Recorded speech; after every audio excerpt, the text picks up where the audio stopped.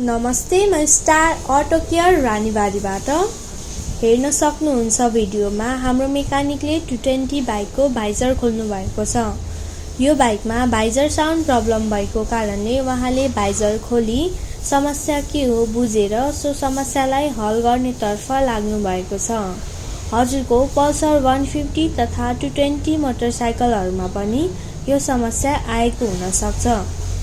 हजुर नअत्तालिनुहोस् र 2 देखि 3 घण्टा टाइम मिलाएर आउनुहोस्। हामी हजुरको समस्यालाई जडैदेखि निर्मूल पार्ने कोसिस गर्नेछौँ।